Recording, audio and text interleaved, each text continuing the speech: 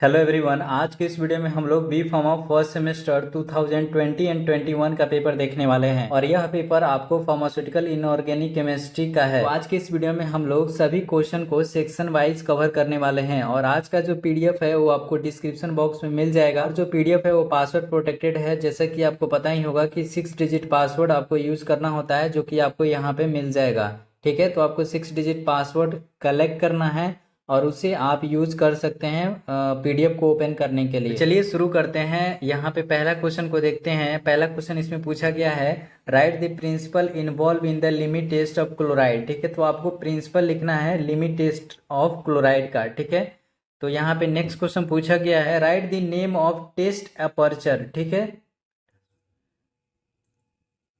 Next question यहाँ पे पूछा गया है, write the name of test apparatus. ठीक है, तो आपको यहाँ पे टेस्ट एपरेटस के बारे में आपको बताना है, used in arsenic limit test. ठीक है, तो आपको आर्सेनिक लिमिट टेस्ट में कौन सा आपको एपरेटस यूज किया जाता है उसके बारे में बताना है। ठीक है, तो यहाँ पे एपरेटस आपको मिल जाएगा और इस एपरेटस का आपको स्ट्रक्चर भी याद होना चाहिए कि कैसा ये होता है, क्योंकि क्वेश्चन में ये पूछ लेता है कि draw the structure of arsenic limit test. ठीक है, नेक्स्ट क्वेश्चन यहाँ पे पूछा गया है, वह है state the ideal property of buffer solution. ठीक है, तो यहाँ पे आपको आइडियल प्रॉपर्टी मिल जाएगा बफर सॉल्यूशन का। नेक्स्ट क्वेश्चन यहाँ पूछा गया है, व्हाट इज आइसोटोनिक सॉल्यूशन। तो यहाँ पे आपको आइसोटोनिक सॉल्यूशन के बारे में आपको बताना है। उसके बाद पूछा गया है एंड आइसोऑस्मोटिक सॉल्यूशन। ठीक है, तो यहाँ पे दोनों क्वेश्चन पूछा गया है, तो आपको यहाँ पे दोनों क्वेश्चन का जवाब देना है। ठीक है, तो यहाँ पे आइसोऑस्मोटिक मिल जाएगा। ठीक है, और यहाँ पे आपको आइसोटोनिक मिल जाएगा। ठीक है, तो इस तरह से आपको लिखना है। नेक्स्ट क्वेश्चन यहाँ पे है, व्हाट इज ए क्लोरहाइड्रिया। ठीक है, तो यहाँ पे आपको बताना है कि ए क्लोरहाइड्रिया क्या होते हैं उसके बारे में। ठीक है, नेक्स्ट क्वेश्चन यहाँ पे है, classify inorganic and anti microbial agent. ठीक है, तो आपको यहाँ पे एंटी माइक्रोबियल एजेंट के बारे में बताना है। ठीक है, इनऑर्गेनिक एंटी माइक्रोबियल एजेंट के बारे में आपको बताना है। नेक्स्ट क्वेश्चन यहाँ पे है, define expectorant with suitable example. तो आपको यहाँ पे एक्सपेक्टोरेंट विथ सुटेबल एग्जाम्पल भी आपको देना है। ठीक है, तो एक्सपेक्टोरेंट के साथ आपको एग्जाम्पल बताना है। नेक्स्ट क्वेश्चन यहाँ पे है, डिफाइन एस्ट्रिंजेंट। ठीक है, अलोंग विथ सुटेबल एग्जाम्पल। ठीक है, तो यहाँ पे आपको सबसे पहले एस्ट्रिंजेंट के बारे में आपको बताना है, उसके बाद आपको यहाँ पे सुटेबल उसका एग्जाम्पल भी देना है। ठीक है, नेक्स्ट क्वेश्चन यहाँ पे है, what is radio activity. Radio activity के बारे में आपको बताना है। उसके बाद से यूनिट ऑफ रेडियो एक्टिविटी क्या होते हैं उसके बारे में अभी आपको बताना है। तो यहाँ पे आपको यूनिट ऑफ रेडियो एक्टिविटी मिल जाएगा और यह ऐसा ही डेराइव यूनिट है। नेक्स्ट क्वेश्चन इसमें पूछा गया है कि what is half life of radio active element. ठीक है, तो रेडियो एक्टिव एलिमेंट का हाफ लाइफ क्या होता है उसके बारे में आपको बताना है। इस तरह से हमारा सेक्शन ए है वो कंप्लीट होता है। अब चलिए हम लोग चलते हैं सेक्शन बी की तरफ, और सेक्शन बी में जो क्वेश्चन है वह आपको 10 मार्क कंटेन करते हैं, तो ये काफ़ी लॉन्ग पेज में होना चाहिए। ठीक है, तो यहाँ पे पहला क्वेश्चन पूछा गया वह है, डिफाइन द टर्म इम्प्योरिटी। ठीक है, तो आपको इम्प्योरिटी के बारे में बताना है। ठीक है, और यहाँ पे various source of impurity in pharmaceutical substance. एक क्वेश्चन काफ़ी इंपॉर्टेंट है क्योंकि ये बार बार क्वेश्चन पूछा जाता है, ऐसा क्या क्या सोर्स होता है जिससे इम्प्योरिटी होती है। जैसे रॉ मटेरियल, ठीक है, वहाँ से आपको इम्प्योरिटी देखने को मिल जाएगी अगर वहाँ पे अच्छे तरीके से हैंडलिंग नहीं हुई तो। ठीक है, यहाँ पे उसके बाद से मेथड ऑफ मैन्युफैक्चरिंग, यानी मैन्युफैक्चर करते टाइम भी कुछ इम्प्योरिटी हो जाती है, किस किस बातों पे ध्यान रखना चाहिए उसके बारे में आपको बताना है। ठीक है, नेक्स्ट क्वेश्चन यहाँ पे बताया गया मैन्युफैक्चरिंग हैजार्ड। ठीक है, तो मैन्युफैक्चर करते समय मैन्युफैक्चरिंग हैजार्ड से भी हो सकते हैं। Instability of product. ठीक है, तो यहाँ पे इंस्टेबिलिटी ऑफ प्रोडक्ट से भी आपको इम्प्योरिटी देखने को मिलेगी। ठीक है, तो इस तरह से आपको सॉल्यूशन लिखना है। नेक्स्ट क्वेश्चन यहाँ पे पूछा गया वह है, व्हाट इज एंटी एसिड। ठीक है, तो आपको एंटी एसिड के बारे में बताना है। Describe the properties essay and use of sodium bicarbonate as an anti acid. ठीक है, तो आपको यहाँ पे आपको प्रॉपर्टी एसे एंड यूज बताना है सोडियम बाइकार्बोनेट का। ठीक है, एज ए एंटी एसिड। ठीक है, तो यहाँ पे आइडियल प्रॉपर्टी आपको देखने को मिल जाएगा। ठीक है, और ऊपर आपको डिस्कस कर दिया गया है। ठीक है, तो आइडियल प्रॉपर्टी में आपको सोडियम बाइकार्बोनेट का सब कुछ यहाँ पे देखने को मिल जाएगा। ठीक है, ये भी काफी इंपॉर्टेंट क्वेश्चन है क्योंकि बार बार क्वेश्चन पूछा जाता है।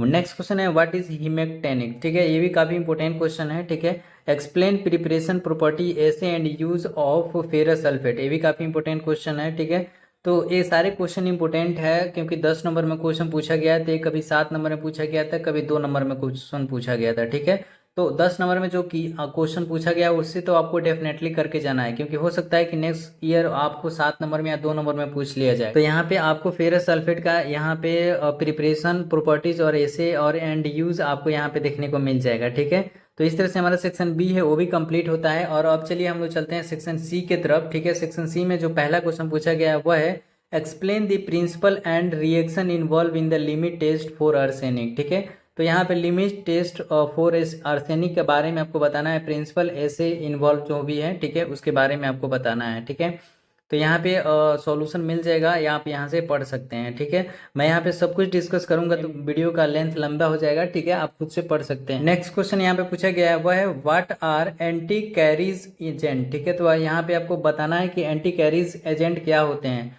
Explain the role of fluoride in dental caries. ठीक है, तो यहाँ पे आपको बताना है कि मैकेनिज्म उसका क्या है। ठीक है, रोल क्या है, ठीक है, यानी मैकेनिज्म क्या है फ्लोराइड का as a anti caries agent. ठीक है, तो आपको यहाँ पे बताना है, जो कि यहाँ पे काफी अच्छे तरीके से बताया गया है। नेक्स्ट क्वेश्चन यहाँ पे है वह है व्हाट आर सेलाइन कैथार्टिक। ठीक है, तो यहाँ पे आपको बताना है कि सेलाइन कैथार्टिक क्या होते हैं। Give the preparation properties and use of magnesium sulphate. ठीक है, तो आपको यहाँ पे प्रिपरेशन प्रॉपर्टी और यूज बताना है मैग्नीशियम सल्फेट का। ठीक है, तो यहाँ पे आपको मैग्नीशियम का प्रॉपर्टीज एंड यूज और प्रिपरेशन आपको यहाँ पे देखने को मिल जाएगा। नेक्स्ट क्वेश्चन यहाँ पे है properties, storage, condition and use of potassium permanganate and boric acid. ठीक है, तो यहाँ पे आपको बोरिक एसिड के बारे में, पोटेशियम परमैंगनेट के बारे में, स्टोरेज कंडीशन, प्रॉपर्टीज और यूज के बारे में बताना है। ठीक है, तो यहाँ पे आपको एक एक करके सब कुछ देखने को मिल जाएगा। ठीक है, यहाँ पे बोरिक एसिड आपको मिल जाएगा। ठीक है, तो इस तरह से आपको सबका सॉल्यूशन लिखना है। नेक्स्ट क्वेश्चन यहाँ पे है डिस्कस इन डिटेल अबाउट